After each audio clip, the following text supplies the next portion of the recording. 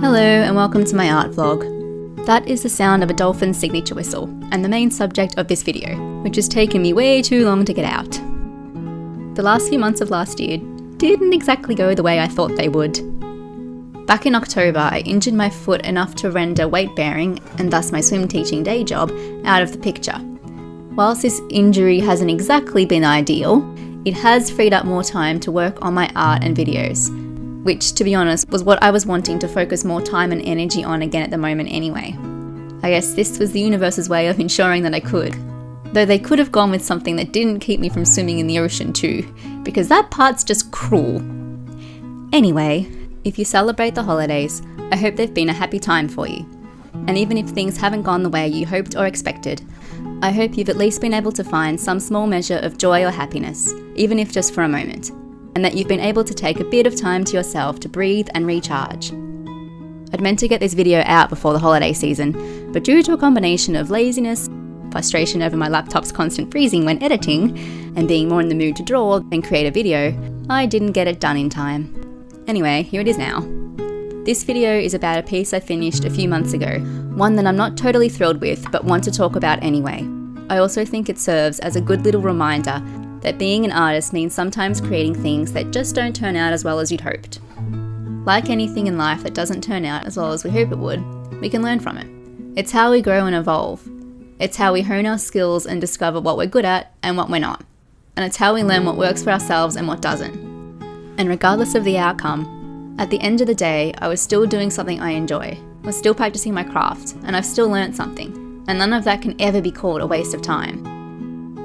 My idea behind this piece was to create something based around the concept of a dolphin's signature whistle. Dolphins are known for being rather vocal. They live in a world where sound is so much more important than sight.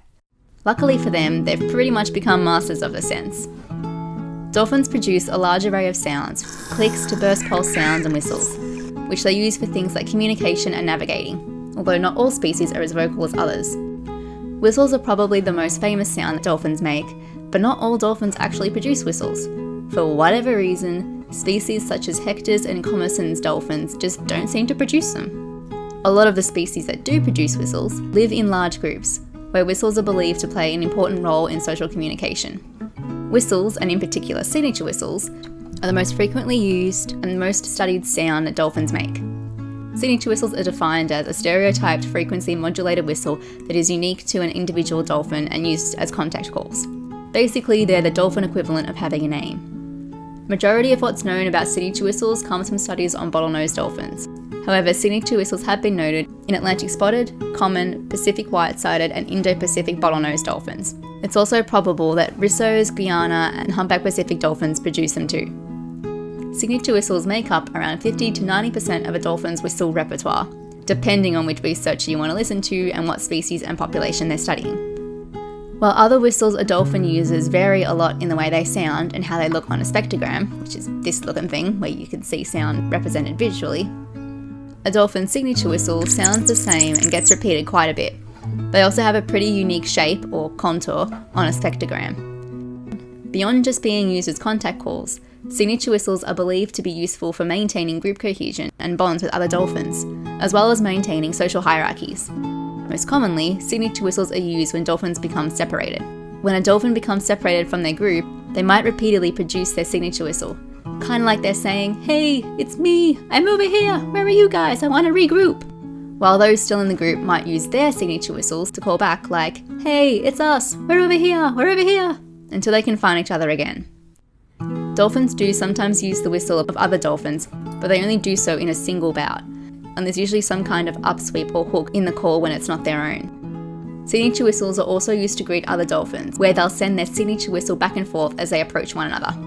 The most important use of a signature whistle among dolphins, however, lies between a mother and her calf. Since calves are so dependent on their mothers in the first few years of their life, if a calf cannot find their mum when they're separated, their chances of survival are pretty low. So if a calf wanders off, as they are prone to doing, mum might use her signature whistle to call back after them, kind of like they're calling out, "Hey kid, it's your mum, get back over here." Babysitters will also use signature whistles in a similar fashion whilst mum goes off and feeds. When the calf's a bit older and their signature whistle is fully developed, then they might be the ones to initiate reunions with their mum by using their own signature whistle.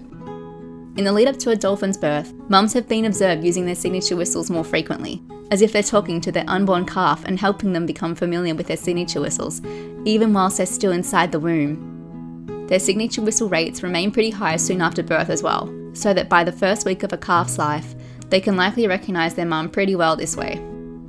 Signature whistles aren't something that a dolphin is born with, however. It's actually something that they form in the first few months of their life. At first, like the gurgles and babbling sound a human baby makes, the whistles that calves attempt to make are messy and irregular.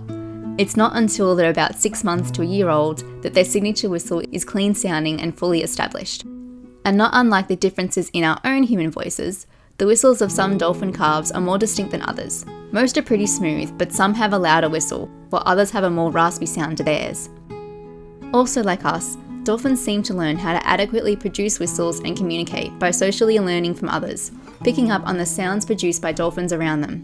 For bottlenose dolphins, it seems that the signature whistles that male calves develop are more similar to their mothers, whilst the signature whistles of female calves actually sound more like other members of their community.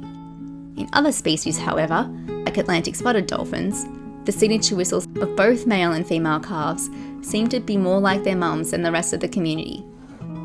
When males are a bit older and leave their mum and nursery group in search of other males to form an alliance with, their signature whistles become similar to their buddies.